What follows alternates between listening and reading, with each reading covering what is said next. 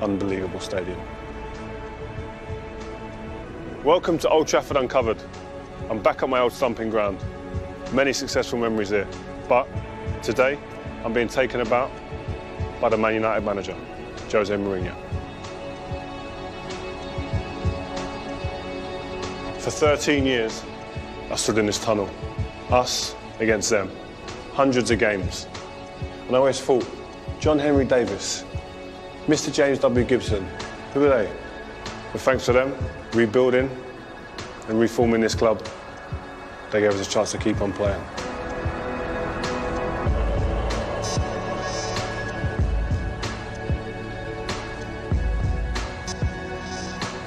It's always nice to come down this tunnel when you see a few of the old times when you won the league here and there. That was the first one. Great times at Goodison. You never thought it could happen, but it did. And this is the home dressing room. This is the beautiful, beautiful door we used to kick down. And this is where we used to prepare for matches. I used to sit here, in and around John O'Shea, Wes Brown, Darren Fletcher, then Welbeck coming into the team. Keepers always sat over there, never sat around. We wouldn't have keepers in my corner here, no chance. Keepers sat over there, Edwin, all them guys. And yeah, this is where we used to mess about. Me and Scholesy used to play two-touch. I'd stand here, Scholesy would stand there barefoot, and we'd just play two-touch. But before that, my iPod would have been on. Bang, right in there, tunes. I'd have been playing music, and I'd have been schooling Scholesy at two-touch. Bit of two-touch. No, he was good, Scholesy. He was probably the only man that could beat me every now and again. Pogba, Lingard, Mkhitaryan, Rashford, Ibrahimovic, Martial, Rooney. I can go on. I wouldn't have mind bringing this dressing room. I've got the moves to get in there, I tell you. This is when you want to get back into playing football, when you come in here and you see this. You think, this is the feeling I used to get when I used to finish a match. Come in after a match, this is what I miss, this is the feeling I miss. Coming in after a match, sitting down, get back into playing football, when you come in here and you see this. You think, this is the feeling I used to get when I used to finish a match. Come in after a match, this is what I miss, this is the feeling I miss. Coming in after a match, sitting down, slumping in your chair. 3 points, yes. We've worked hard, he's worked hard. He put it in. He was rubbish. But we got the 3 points, and that's all that matters. Who we got next? That's what I miss.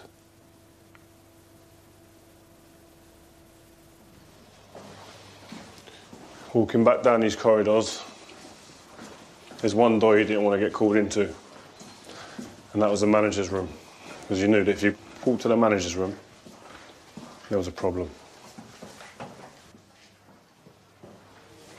So thank you, Jose, for coming and speaking. We're here amongst some great managers on that wall. You're regarded as one of the great managers of all time. But not at this club. How does that make you feel? Not at this club. In this club makes me feel that I did nothing. Mm-hmm. Makes me feel that I did nothing. Especially because you have two legends. Many of them, but two of them are absolutely in terms of titles and trophies. I feel that I am nobody. Does it feel like you have something to prove? I always have to prove, you know, but I just feel that in this club I am nobody. What I did in the club is not enough. Is not enough to deserve to be here. That's why I am there. That's why I am there. But yeah, when sometimes I stop and I look back, I did a lot of things. I have things that nobody else has. Details. You know, no player, no manager won Spain, Italy, and England. In these three countries, I won all the competitions, not just the league. For example, when we won against Anderlecht, I was told that I equal the record of Sir Alex and Trapattoni of 10 European semi-finals. They finish, I still have a chance to get a few more semi-finals. So there are things that I'm really proud of it. So what does Jose Mourinho love the most about being a football manager? If you ask me what I really is for me the priority in terms of the passion and in terms of the enjoyment, 90 minutes. Still 90 minutes. But is that a reason why you're a winner, why you've won so many things over the years, is that you don't look back? You don't look back? No, I don't. You're always looking, what's next? I don't. Sometimes just about the funny side of the memory. Go back and remember a few episodes and remember a few moments, but not at all going back and look to what happened in my career. I go always to the next. And maybe it just happened, but maybe it's also what I search. I always get the club in trouble. I never get the club in the top moment where the club is ready for me to go and to grab the cups. Rebuilding. You know, in reality, I won Champions League twice, and I never played the World Cup clubs because I leave after, and then I get another job, and you know. But in here. Why is that though? Why is that? Because when you win, I had opportunities to go to other clubs after winning things, but I wanted to stay and win more here, where I was, because I felt there was an opportunity to win more, and that's always the purpose, to win as many things as you can. I think the same. But you know, my career is a longer career, much longer than a player. Yeah. And I always wanted to do different things. You know, as a player, sometimes there are players that they also like to go and to move. In a certain moment of my career, that was what I really wanted. I want England. Then when I was sacked by Chelsea, I want Italy, and then I want Spain, and then then I want to come to where I'm happier in terms of football, in terms of personal life. So I come back to Chelsea thinking that I could stay there for many, many years. Chelsea Premier League as globality. Then the things end badly, and I couldn't refuse this challenge, knowing obviously that for some reason the team was in trouble for 3 years in the situation where Manchester United was for some reason, and I wanted to grab the opportunity. The 3 years of contract gave me the idea of I'm going to have these 3 years. The feeling I got from the owners, from the board, was exactly I'm going to have these 3 years to build, to change things, and to try to put things in the right track. And it was a phenomenal challenge. And I never told because there was no need to tell. And Manchester United was a dream for me. I don't say that, but was always a club that was a special club as an opponent, and I always managed, even with my strange personality as a manager, I always managed to have a good relation. You know, I never had a problem with Manchester United. I never had a problem with the fans. I always felt that as a player. Never. I always felt that you would have arguments, or you'd have little spats with other clubs. Exactly. But Manchester United, you never seemed to have that. Never. The only thing was with Porto, a happy run to celebrate the goal in the last minute, but I was a young guy, and if any manager does this here because his team scored a winning goal in the last minute, I will accept it. So I was going to talk about that later, but now you brought it up. I remember that's when you announced Jose Mourinho to the world that day, on the side of the pitch, celebrating passion, desire, emotion. What's the difference between that Jose Mourinho and this one here now? You know, I really don't know. That was the first time I was playing Champions League. I was a young manager. The team was a team of kids too. We were not expecting to do what we did in these 2 seasons when we won Europa League and Champions League. No pressure, no responsibility. The responsibility was to win the Portuguese league. In Europe was to try to make money for the club, to try to go round after round and try to make money that the club really needs. But then we go into a certain moment where a young manager and good young players like Carvalho, Deco, lots of good young players we had at the time, we felt that would be a good opportunity to come, but no pressure at all. No pressure at all. I always feel that sometimes people, when a player doesn't play for a big club, he doesn't know what is pressure. And many good managers that sometimes they feel they are really good, and they are, but they are only really good when they have the pressure on their shoulders and they cope with it, and they win when people expect them to win with all the pressure behind. I think that's what makes the difference in the careers. And I think you as a player, you know exactly that, the responsibility of winning every day. And it's something that my boys, they have to learn too, because some of them, they can win a big match. They can. What I think they can't is to win it and win it and win it and cope with that intensity, especially mental intensity, the focus, the concentration, the responsibility, the determination. This is something that you only learn when you are at the highest level. How do you as a manager put that into these young players? You identify it? How do you put I it try in? to do it in relation to the personality of the players. For example, what I love in this kid Marcos is that he copes with the pressure, and I can press him. I can press him. I can demand. I can be very demanding with him. He's the kind of kid that the training session finish, but doesn't finish for him. He wants more. He lives for football. He was, of course, a tornado when he arrived last season, without responsibility. No pressure. No pressure. The kid is coming. And this season, when the pressure was on him and he was not scoring goals for 1, 2, 3, 4 months without scoring goals, he coped with that pressure. He coped with the pressure. And this is the kind of character I like. I like to squeeze the player and the player to cope with it and the player to react to it. For me, it's more difficult, the fragile mentality. I think is, I would say, probably my weakness as a manager. It's difficult for me to understand people with a different mentality than I have. You can't understand it.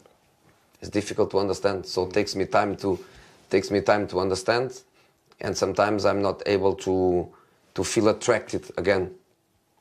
I think really, and sometimes I ask my assistants to help me on that, because maybe they have a different profile than I have, because for me, I want really to be in love with the player, with this character, with this personality, and that kid Marcos is the best example of it, especially in this club.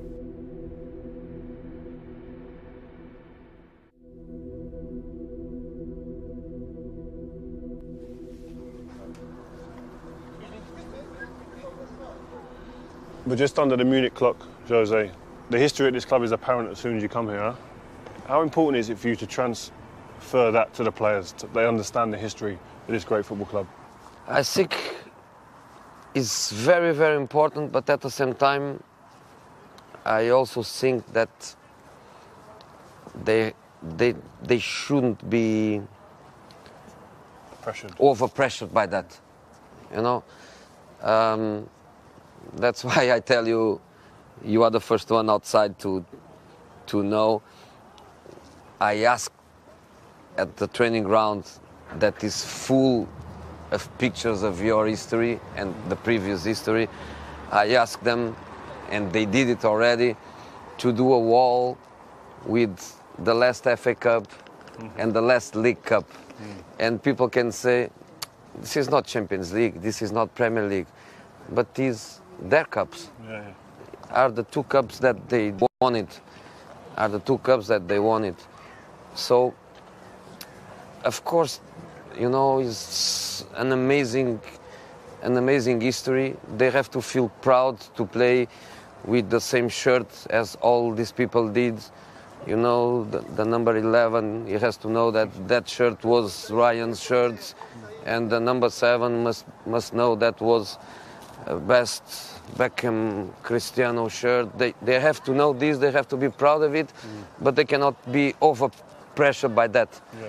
There is not another Giggs, there is not another Scholes, there is not another Rio, there is not another Best. That is, you know, they have to be what they are and they have to cope with it. And this is a part of my job that I have to be responsible for. So we're just approaching the United Trinity. Best, Law and Charlton, great players. What is the difference now, do you think, in terms of dealing with the current type of players compared to this era and the players when you first started? You know, I think in this time, you could think about being a club for the rest of your life. Mm-hmm. I think not just in that time, probably also in your time, you become rich in the end of your career. In this moment, they are rich in the beginning of their career. Does that make your job harder? Yes, depends obviously of the players. You need to be lucky with the players. You need to be lucky with the parents. You need to be lucky with the people that surrounds them. Maybe it's harder to motivate them. It's harder to make them focus in what they have to do. If they are not the right mentality, they can lose a little bit of appetite. If they are the right mentality, and if you are rich, it makes you even better. But if you don't have the right mentality, it's hard. It's hard.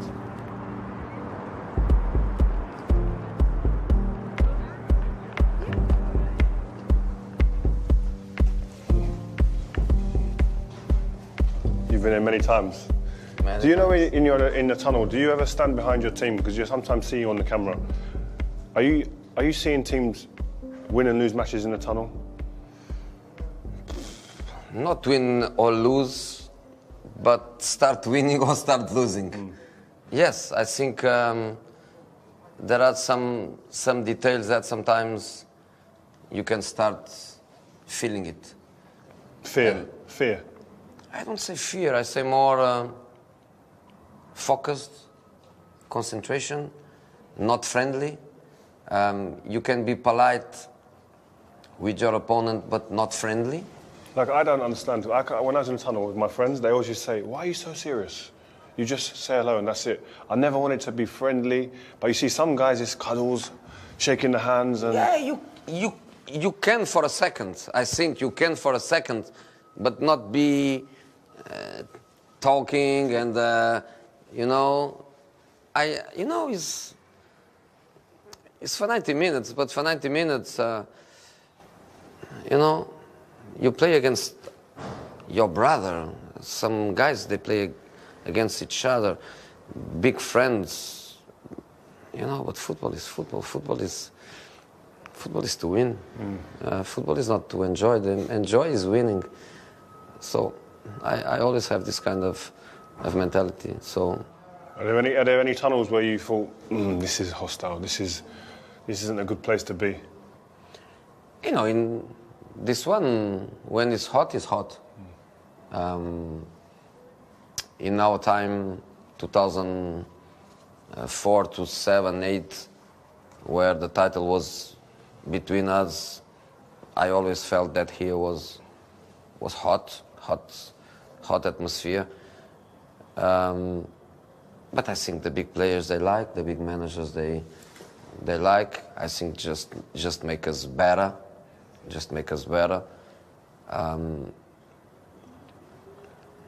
But this one becomes special for me. Becomes special for me for many reasons. My first tunnel in England, because it was the first time I played in England, was here, and my tunnel now, my home. I feel it that way. I feel big connection with the fans. I think they like me or they don't like me, but I think they know for sure that I'm fighting for them. And this little bit here takes me back to a clip I saw of you walking off, Yeah. tapping the badge. Yeah. What was that saying? What was that telling people? You know, honestly, I come with the tracksuit, which I normally don't do it.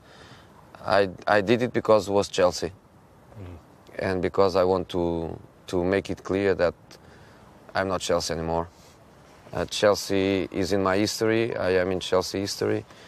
I have huge respect for the fans, huge respect for the fans. They gave me so much, but I am not Chelsea anymore. I am Manchester United. So I come with the tracksuit because the tracksuit has the badge, because I can show everyone my feelings. So that was calculated before. You knew what. Yeah. I did it because I wanted to finish with the story of my connection with Chelsea. It's just about history. And if one day I'm not at Manchester United and I move to another club, I will do exactly the same, because it's about being a super professional, and that I am. That I am, and I don't admit that anyone doubts about it. Good manager, bad manager, okay, I understand. But top pro, I am, and I always gave everything to my clubs, and my club is Manchester United. Is that what you pride yourself on? Is that before anything? Is your work ethic? Exactly. I go with everything. I don't care about the consequences. I get sometimes myself into difficult positions, you know. I fight for the club with everything I have. I fight for the players. I did that. I did that in Real Madrid, in the best period of the best Barcelona in the history, in Inter, in the top moment of the rivalry Inter Milan Juventus, where the three clubs were in the top of Italian football. I did here when I come to Chelsea, and Chelsea 2004 was the club of the multimillionaire that tries to buy the title. That was the way Chelsea was on 2004. I fought for them with everything.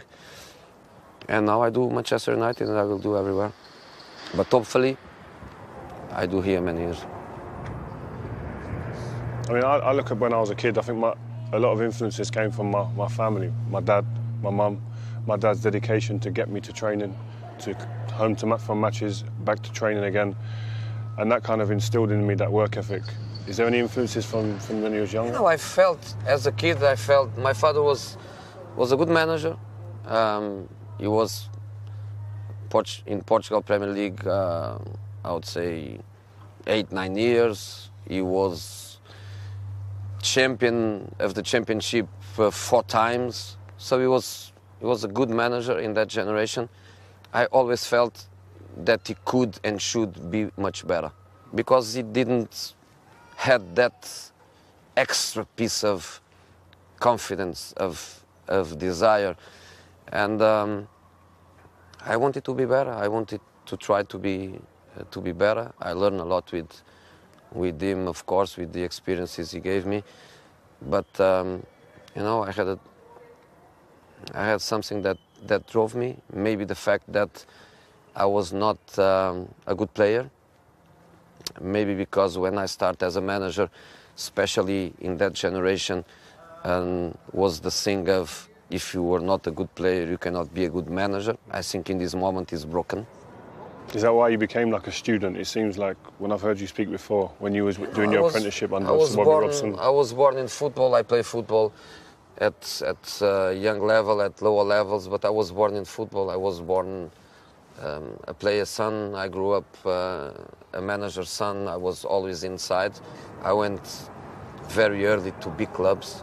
I arrived in Barcelona with 30, 31 years old. You know, that team that I had in... What was it like going in there, though? Like, that must be intimidating, no? You know, it was not, because I was pretty confident.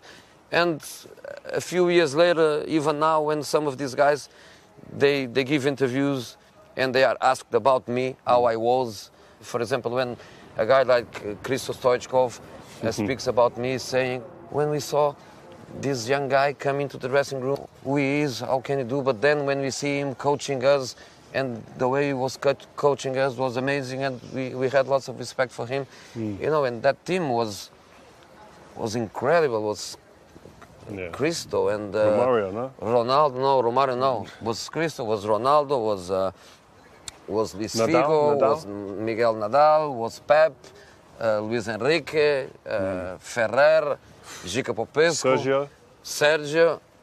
Was amazing, and for me to go there, you know, when I got the job in Benfica a few years later, was my first job as a manager.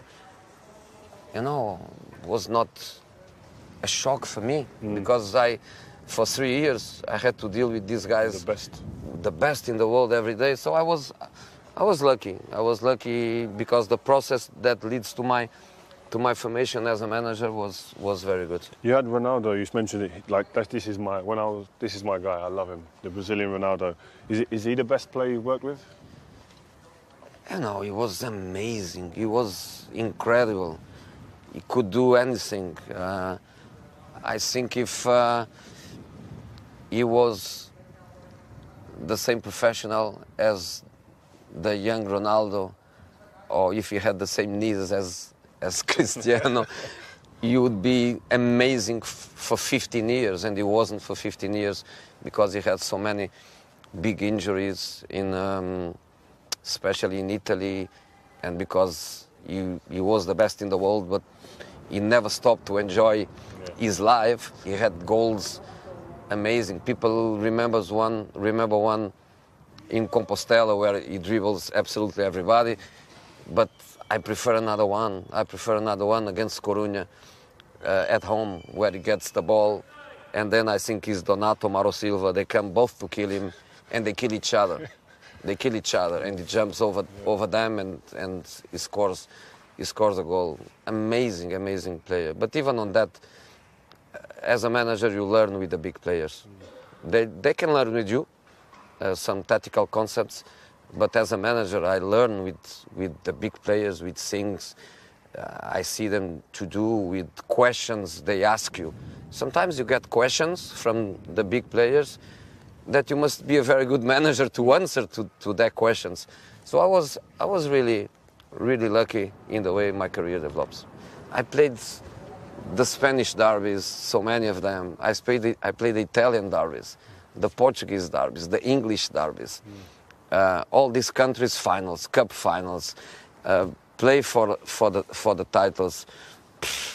Amazing experience of life. If I finish my career tomorrow, I should be very happy with my experiences. But the problem is that my career just reached half of it.